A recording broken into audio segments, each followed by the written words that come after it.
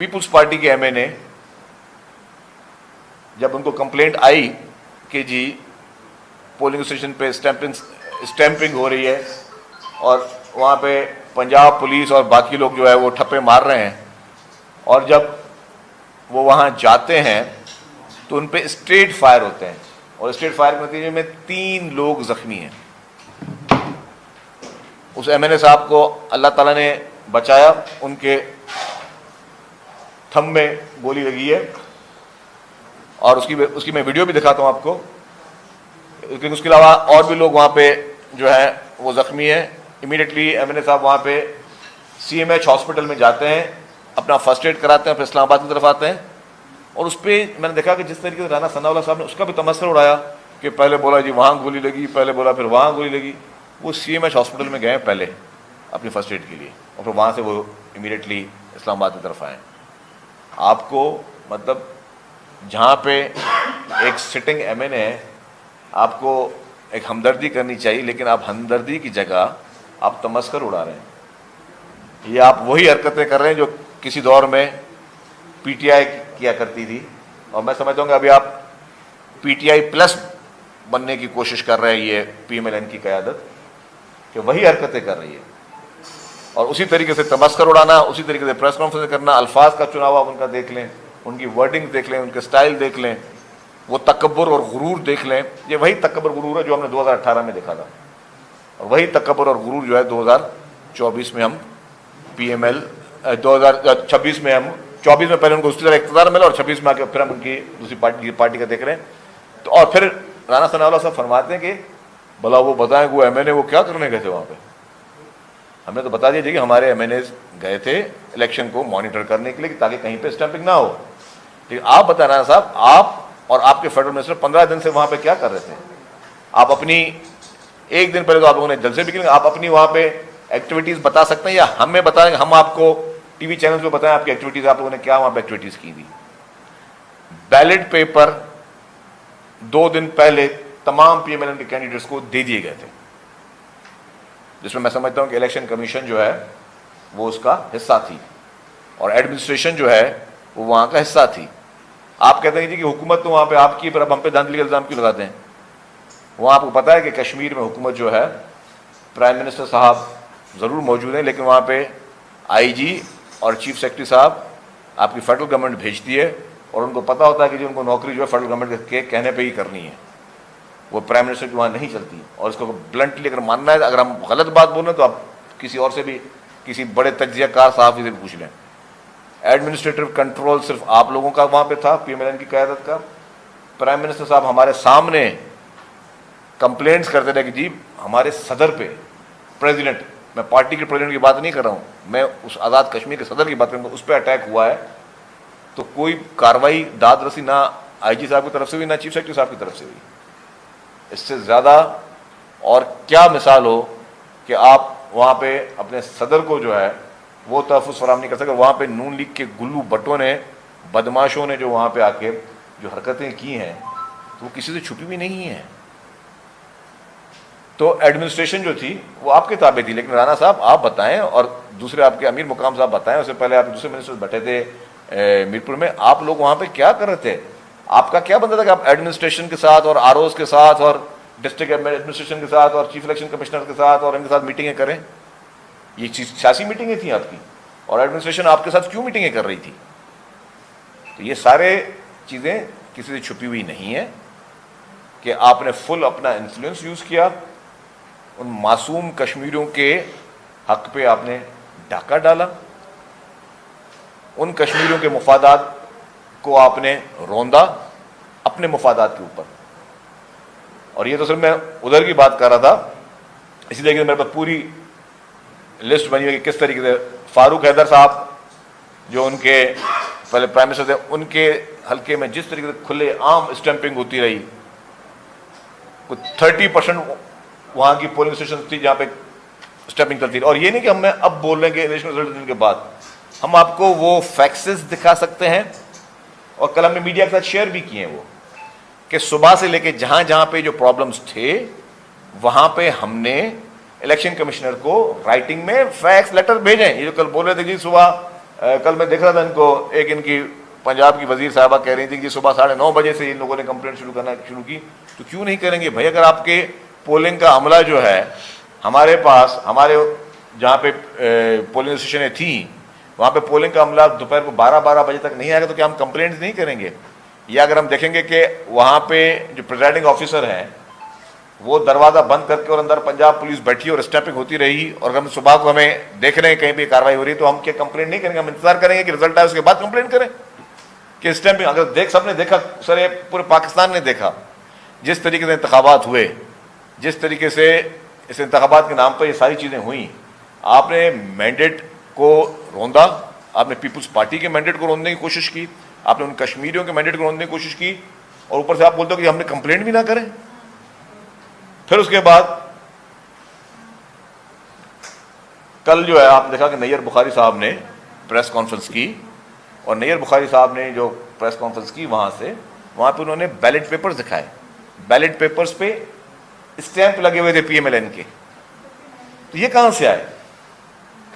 पीएमएलएन के stamp papers आ रहे थे, ये कहाँ से आए?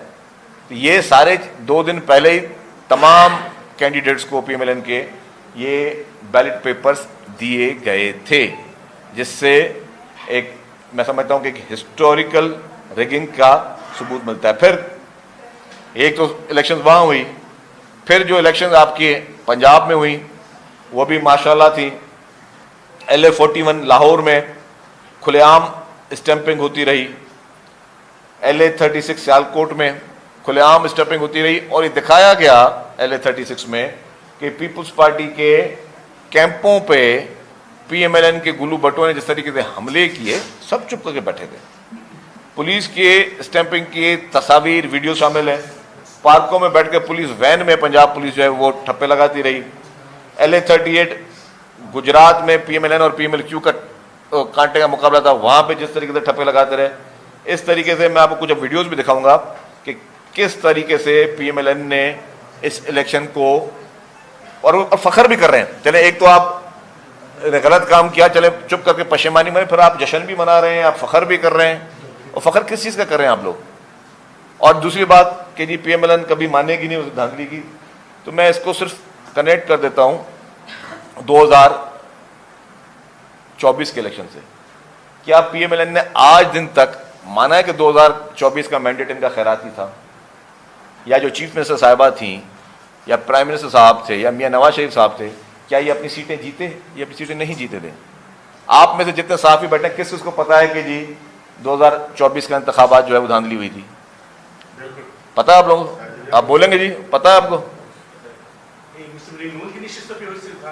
आपको नहीं पता? तो यही हाँ, यही 2024 के इंतखाबात में, 2024 के इंतखाबात में आप सब लोगों को, मैं आ रहा हूँ सवालों पे, मेरे पहले 2024 के इंतखाबात में जिस तरीके से फॉर्म 47 के जरिए ये हुकूमत कायम हुई, किसी से ये बात छुपी हुई है?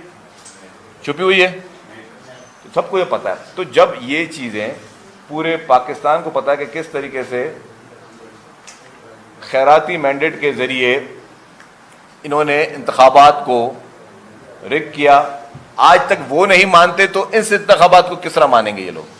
और वही इस धांधली को वो किस तरह मानेंगे? जिस तरह वो उस धांधली को नहीं मानते, फॉर्म 47 वाली धांधली को, तो इसको भी वो नहीं मानेंगे। अब मैं आपको कुछ वीडियोस दिखाता हूं। मेरी गुजारिश होगी कैमरामैन साहबान से कि बारी बारी वीडियो देखें कि हम दिखाएं कि ये धांधली किस तरह हुई।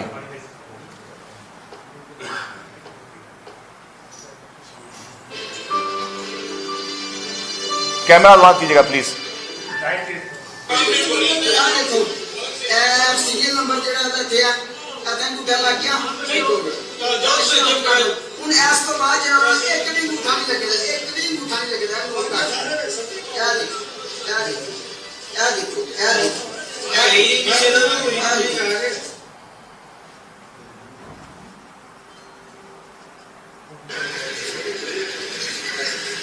पुलिस गलती कर रही है, कामचोर कैसे तो साहब ने रिजल्ट बनाए, फखर है मैं आप ऐसे तो साहब आप सलूट है आपकी क्वालिटी। वो तो जाएंगे, उनको भी बताएंगे कि आपकी भी कामयाबी है। और इससे तो साहब कहाँ लेके जा रही, यही कहानी मैंने कभी, यही कहानी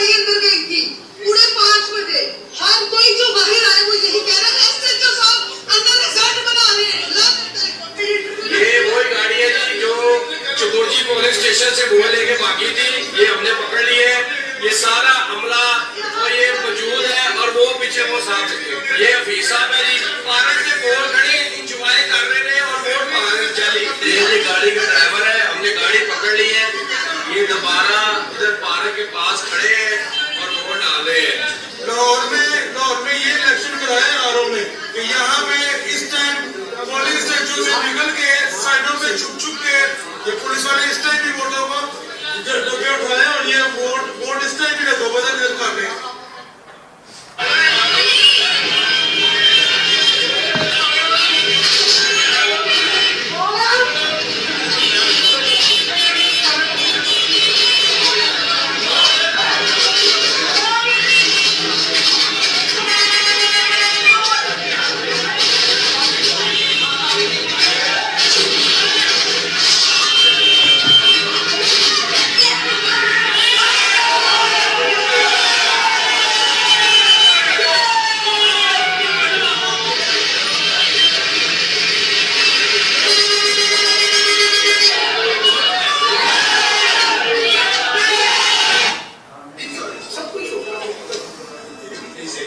ये हमारे एमएलए साहब को जो गोली लगी उसका था।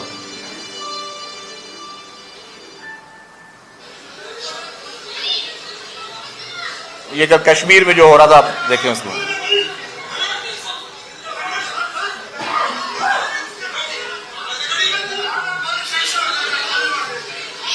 यहाँ पे मुस्लिम वाले जो है पीपल्स पार्टी वालों से लड़ रहे हैं।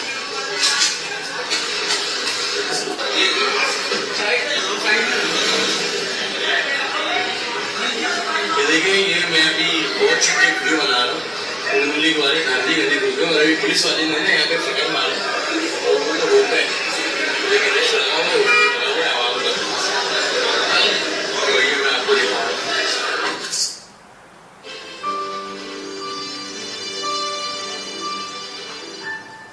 सीएम महाराजा रोड पोलिंग स्टेशन जड़ा है वेरिया के चौक के नेड़े उत्थे खलोते हैं।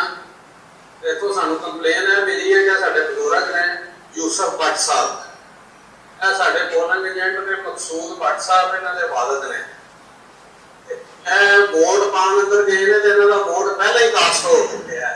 ਸ਼ੇਮ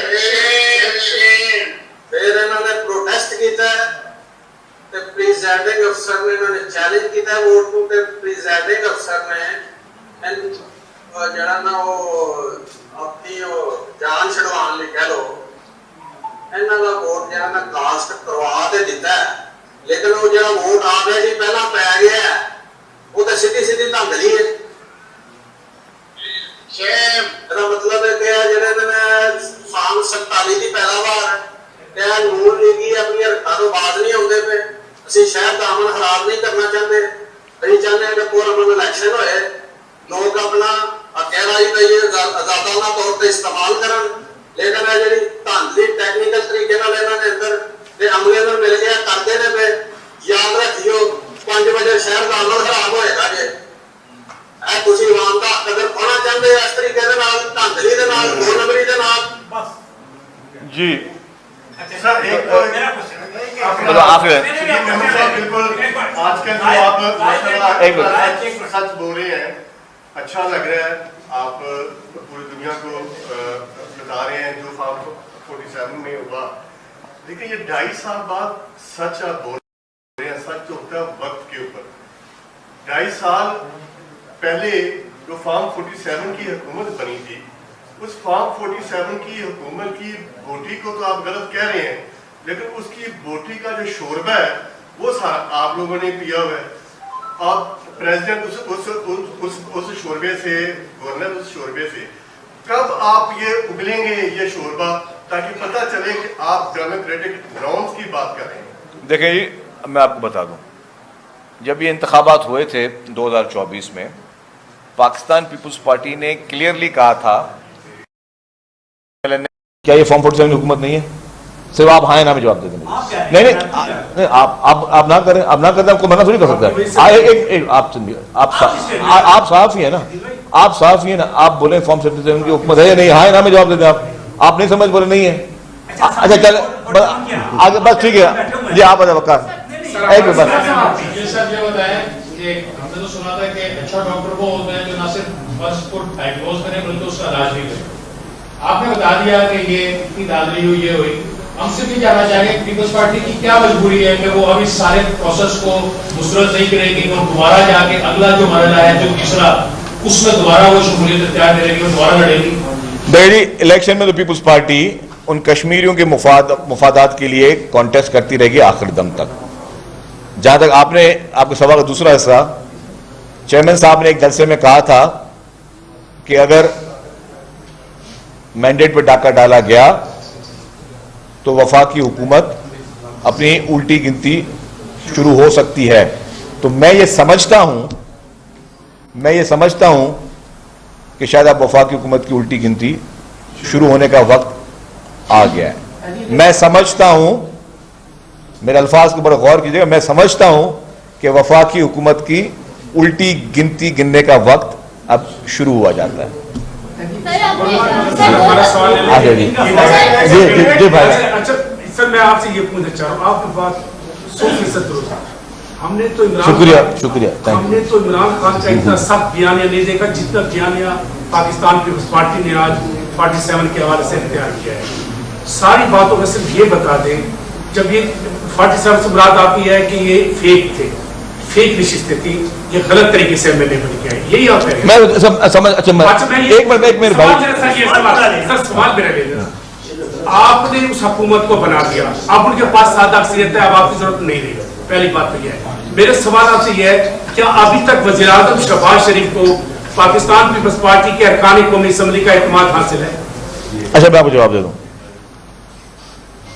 आपको पता है कि इलेक्शन हुए, नवाज शरीफ साहब को जब ये आईजीआई बनाई गई, इसी तरीके से नवाज शरीफ साहब को उस वक्त के फॉर्म 47 के तहत लेके आया गया। इसमें एग्री करते हैं, इसमें भी नहीं करते अब? अच्छा, करते हैं। पीपुल्स पार्टी को सिर्फ 17 सीटें दी गई। शहीद कायद मोहतरमा बेनजीर भुट्टो साहबा ने कहा कि हमें पता है कि हमारे मैंडेट पे डाका मारा गया है। और लोगों ने कहा कि मोहतरमा आप वो 17 लोगों को बोलें कि वो हल्फ ना उठाएं, असेंबलियों में ना जाए, इस्तीफा दे दें। मोहतरमा ने कहा नहीं, मैं इसी असेंबली में बैठूंगी, मैं उनका मुकाबला करूंगी और भले मैंडेट पे डाका डाला हो, हम अपने उस सिस्टम को चलने देंगे।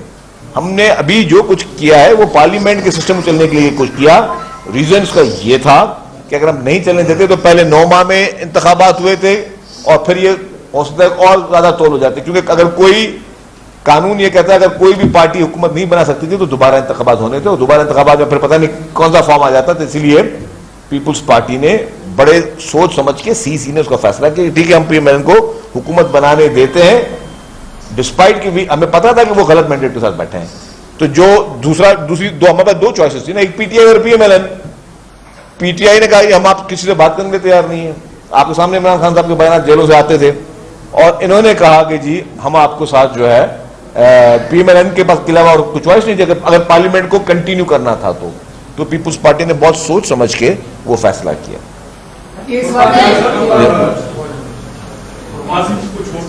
छोड़ दो।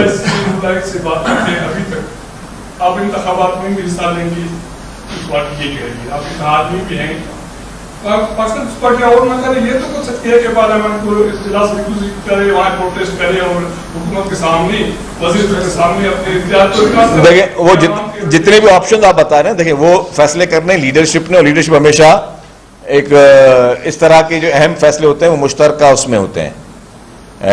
पीपुल्स पार्टी सीसी की मीटिंगें होती हैं, उसमें फैसले लेती है पीपुल्स पार्टी की लीडरशिप कि अब आइंदा का लाएअमल किया। तो ज़ाहिर है वो पीपुल्स पार्टी की लीडरशिप का मैंडेट है, मेरा मैंडेट नहीं है। मैं स्पोक्स पर्सन को वो बताएंगे कि अब उन्होंने आगे स्ट्रेटेजी किस तरह बनानी, जो लीडरशिप फैसला करेगी हम तो उस पर एग्जैक्टली उसी तरीके से कायम और दायम रहेंगे। लेकिन जो दूसरी बात यह है कि मेरे भाई ने कहा कि नंबर्स उनके पूरे हैं तो अब आपकी जरूरत नहीं है। नंबर इमरान खान के भी पूरे थे। ये बात ना करें कि पीपुल्स पार्टी क्या क्या कर सकती है, वो खैर वो पीपुल्स पार्टी की लीडरशिप डिसाइड करेगी। नंबर्स की खुशफहमियां जो है ना, अच्छा सुन तो नहीं भाईजान, नंबर्स की खुशफहमियां जो है वो किसी जमात को नहीं होनी चाहिए। और पीपुल्स पार्टी जिसने हमेशा जिदोजहद की है, पीपुल्स पार्टी पाकिस्तान में फिर कहूंगा वाहिद जमात है जिसने इस डेमोक्रेसी के लिए, जिसके लिए हम आज बैठे हैं लोगों के वोट्स के लिए, इसके लिए हमारी लीडरशिप ने अपने जान के नजराने दिए। वो लीडरशिप नहीं थी जो कि मुआहदे करके भाग गई, वो लीडरशिप नहीं थी जो जेलों में बीमारियां करके मुल्क से फरार हो गए, मफरूर हो गए। पीपुल्स पार्टी की लीडरशिप ने जान के नजराने दिए हैं इस मुल्क की जमहूरियत के लिए, इस मुल्क के आइन के लिए। तो पीपुल्स पार्टी के अल्हम्दुलिल्लाह जो लीडरशिप है वो फर्म है, वो आज भी अपनी आवाम की जदोजहद के लिए हर काम वो करने के लिए तैयार है, और आवाम के हक के लिए हर काम वो करने के लिए तैयार है। हम इनको आसानी से इस तरीके से मैंडेट पे डाका डालने नहीं देंगे। हम नहीं समझते कि मतलब कि हर बार कोई आके, पहले मैंने कहा कि वफाकी हुकूमत पे डाका डाल दिया, पंजाब हुकूमत पे डाका डाल दिया, फिर वो कश्मीरियों के हक में जो है उनके वोट पे डाका डालने की, अगर वो समझते हैं कि हर बार उनको हर चीज हजम हो जाएगी, तो इस बार हजम नहीं हो सकेगी।